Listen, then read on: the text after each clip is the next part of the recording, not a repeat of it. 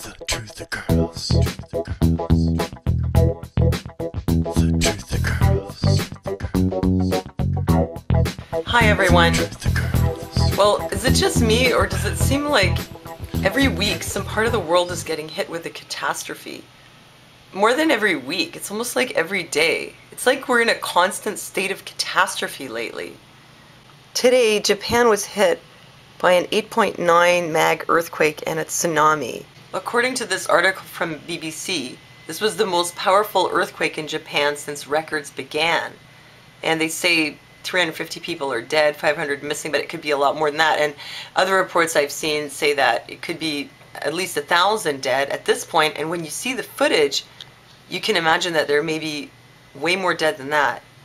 You could actually see footage of the tsunami coming in, and it's pretty heavy duty.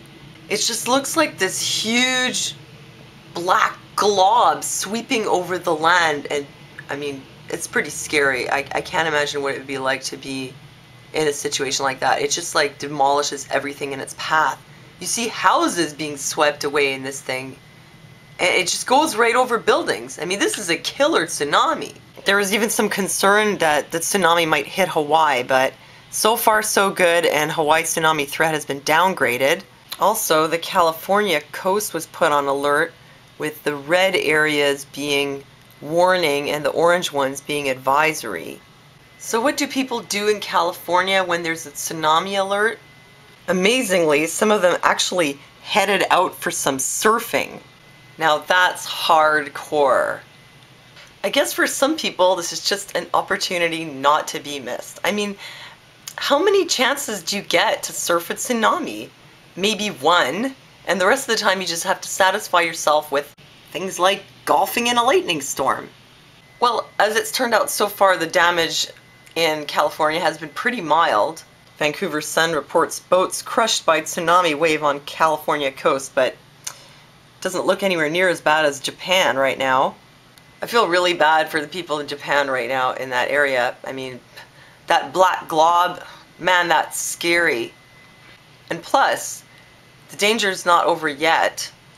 Earthquakes put Japan's nuclear reactors on red alert. Well, when the earthquake hit, apparently most of the reactors had some kind of built-in mechanism that they would shut down, but a couple of them didn't, and now there's no power to cool the reactors, and I guess they could have a meltdown, but you know, the authorities are doing whatever they can to prevent this, and let's just hope nothing bad happens. And it wouldn't be the first time that an earthquake has affected nuclear reactors in Japan. See, this powerful earthquake strikes Niigata, causes leak at nuclear power plant. This is a video of Benjamin Fulford talking about how he had gone to Japan to confront Hazel Takanaka, the former Japanese finance minister, on why he had turned over the Japanese financial system to European and American oligarchs. And the answer that Benjamin Fulford got was that it was because Japan had been threatened that if they didn't, they would be hit with an earthquake machine, an earthquake weapon. So we're back to the HAARP thing again. I'm not saying that, you know, the earthquake in Japan was HAARP, but I mean, you might want to go and see the video with Benjamin Fulford, because he does explain pretty clearly how, you know, what happened in Japan, and that there's some evidence that it might have been something like that, and that, you know, HAARP can do these things. But let's not, you know, all jump on the it was HAARP again bandwagon. Not to say that it couldn't be HAARP. Maybe it's HAARP and, you know, post-glacial rebound, and maybe solar flares, or I don't know. But whatever it is, there's not much we can do about it. I mean, knowing that it's HAARP, is that going to stop anything? These things can just happen. And you could just be, you know, sitting at home doing whatever you do, probably surfing the internet, and then all of a sudden there could be a disaster. I'm not trying to freak you out, I'm just saying. Stuff happens, right? Especially lately. Things could happen, and the only thing you can do really is get prepared. Prepared mentally, prepared spiritually, and also prepared physically. And it depends how far you're willing to go to do that. I mean, not the spiritual part, but, you know, the physical part.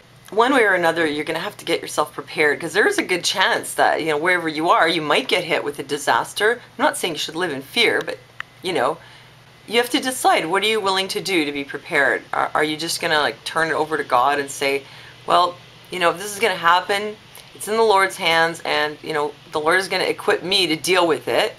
You know, I might die, but whatever it is, I will be able to, you know, handle it at the time. That's fine.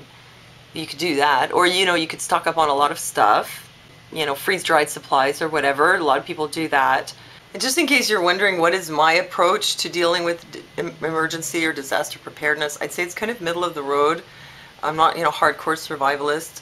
I have, you know, stocked up on water and dry goods, things like that. I have a generator, a light that you crank, candles, those kind of supplies, water purification stuff.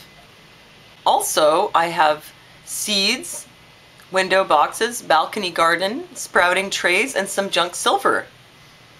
And if worst comes to worst, we can always eat the dog. In the end, if there's a really, really big disaster, I'm not going to separate from my husband. And my husband, obviously, you know, being disabled, is not able to just, you know, pick up and go into the woods and make a shelter. So if it really goes down, we're going down together. And so the rest of it is in the Lord's hands, and I'm not afraid to die. But I couldn't help noticing that a lot of these disasters seem to involve water. And it just occurred to me, you know, that let's say you have all this stuff in your house and then your house gets destroyed and you're flooded. Well, it's not going to do you a lot of good. And you might want to get yourself some kind of a raft. Now, I have a friend, Jim, who has a site called ultimatesurvivalsupplies.com. And he's got something like, you know, 17,500 items in stock. I hope he doesn't keep them all in his house. But he has a lot of stuff available, pretty much everything you could need in an emergency situation of just about any kind.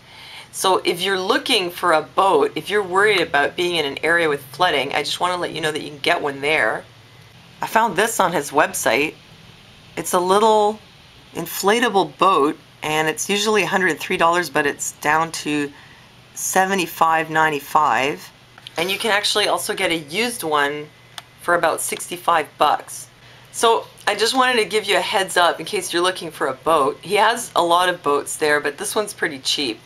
And I know that we're living in scary times. There's a lot of freaky stuff happening, and it's easy to get kind of caught up in it and the anxiety and the fear. But seriously, I would just like to tell you, please don't live in a state of constant fear. That's exactly what the New World Order wants. You're not dead yet. Just remember that. So, you know, let tomorrow deal with tomorrow and just deal with today. Like, don't forget to be here now. And don't forget, you know, to love the people that you have in your life. And don't forget to laugh. Because like I said, you're not dead yet. So don't live like you already are.